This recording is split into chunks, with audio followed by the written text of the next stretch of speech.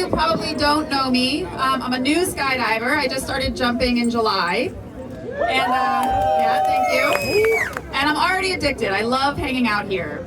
There's so many interesting characters. You've got the wingsuiters walking around like Teletubbies on acid. And all the belly yellows who keep telling me the most important part of skydiving is smiling. I mean, I don't know, my lips are pretty small. I don't think they can replace a parachute. But I get it. I don't smile a lot. I had a really angry father.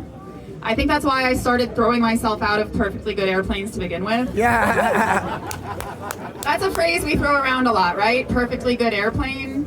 But how good of an airplane can it be if the pilot is wearing a parachute? It does not inspire confidence, no.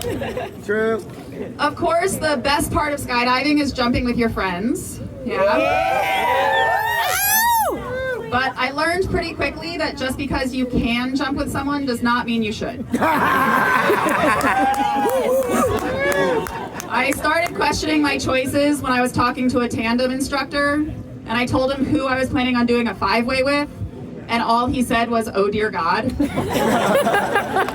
Which is actually the same reaction my parents had when I told them I was dating another alcoholic. I mean, is it too much to ask people to give me one moment of hope before the inevitable chaos? Speaking of my parents, they're not happy that I started skydiving. Yeah, if you ask my mom, according to her, 100% of people who have ever gone skydiving are dead. But I try to reassure them. You know, I say I have a greater chance of dying driving to the drop zone than I do jumping, which actually does not help. That doesn't help. I realized, though, that driving around South Florida really prepared me for skydiving. There's a lot of similarities. You've got to keep your head on a swivel. You don't want to do it in the rain, and nobody uses In all seriousness, though, I am very cautious with my jumping. I do not want to get injured, mainly because I hate doctors. I have a theory that all doctors are sadists who just ask you to do a series of impossible tasks. Like at the eye doctor when they say don't blink right before flashing the world's brightest light directly into your eyeball. Or at the dentist when they say don't swallow as they're squirting you with that little miniature jet stream. And I have no medical training, but I'm pretty sure blinking and swallowing are involuntary. The worst is when the gynecologist tells you not to come.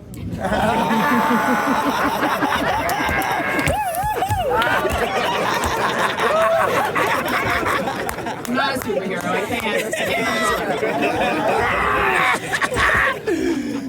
The only doctor who's kind of fun to go to is the medical marijuana doctor. He just asks you a bunch of questions that have no right or wrong answers. The last time I went, he asked if I had high or low blood pressure. And I was like, oh, I don't know, is that important? Should we check?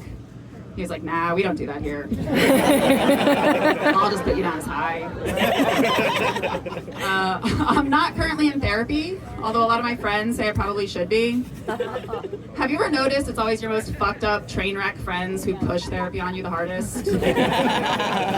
I love my therapist. I've been seeing her for years. I'll get you a referral. No, thank you. That's not a glowing endorsement. Asking your train wreck friend for a therapist recommendation is like asking for a nutritionist recommendation from Steve Jobs. But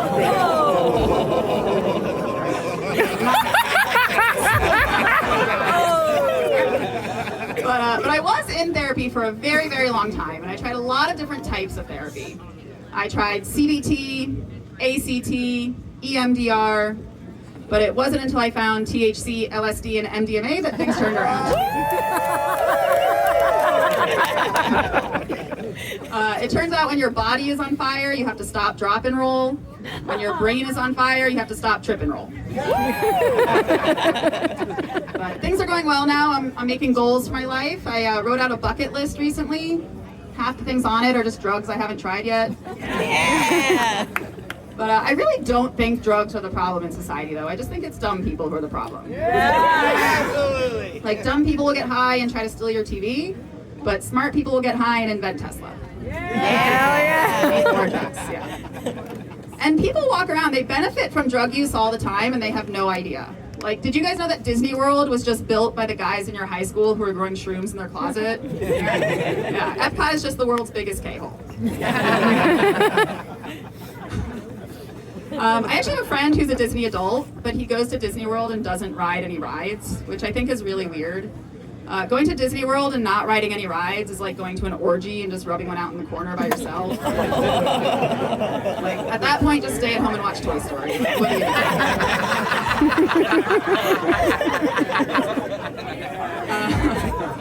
I am actually celebrating a sobriety milestone today, though. It's been 1 month since my last fuckboy.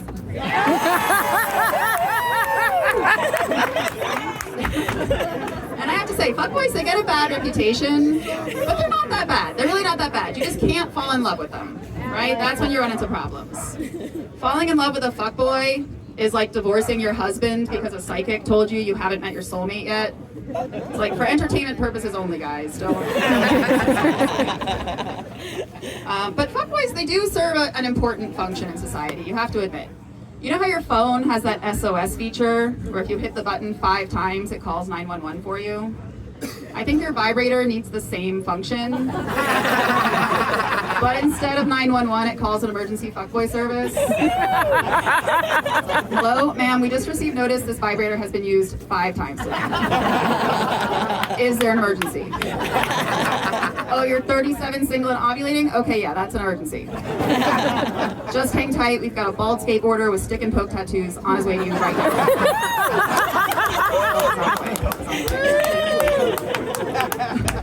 You know, I used to think I was into really extreme guys, you know, like skateboarders or rock climbers or skydivers. But it turns out I'm just into guys with traumatic brain injuries. They're really cute. They call you babe on the first date because they can't remember your name. And after the 3rd date, they can't remember you at all. But I don't tolerate getting ghosted anymore. I think it's so rude. You can be a man and tell me straight to my phone that you don't want to see me anymore. Don't be a pussy! I also think it's weird how no matter what brand of vibrator you get, they all have those same weird settings, right? They all have that bzz, bzz, bzz, bzz. And nobody uses any of those weird settings. There's only one setting. There's only one setting that any vibrator needs. It's usually the 3rd setting. Turn the vibrator on.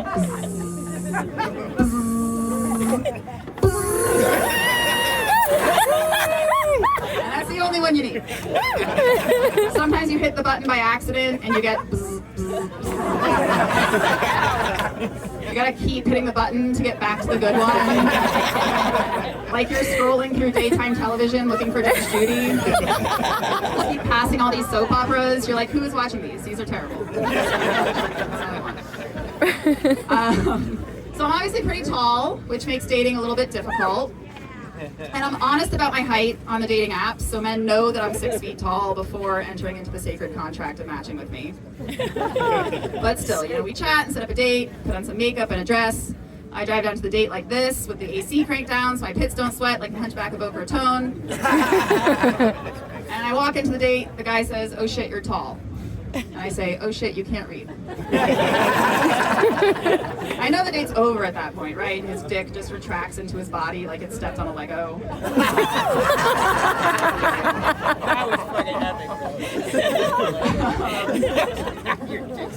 All right, guys, I got one more joke for you before I wrap up. Did you guys know that there are now twice as many single women than single men buying houses in the United States right now? Oh, It is true, that's true. It's terrible news for single men, but it's great news for contractors. Like my thermostat wasn't working. I paid a guy $80 to come out and look at it, and all he did was change the batteries. I didn't even know it had batteries. How am I supposed to know that? And then my sprinkler pump wasn't working, so the lawn guy just kicked it really hard, and somehow that worked. But the final straw was when I had a problem with my indoor pool, and the pool guy just said, "Ma'am, how long has this toilet been overflowing?" So I think I'm done with homeownership. It's too much for me, too much. I do try to be handy around the house though, and I use a lot of glue. If the bottle says all-purpose glue, I will use it for all purposes. If the towel rack in the bathroom is a little wobbly, I don't need a screwdriver, I can just use glue. If there's a hole in the couch, I don't need to know how to sew, I can just use glue. If I bring a guy home and I've run out of lube, I just use glue. I'm not afraid of commitment. Not afraid. All right, guys, thank you so much. I hope you have a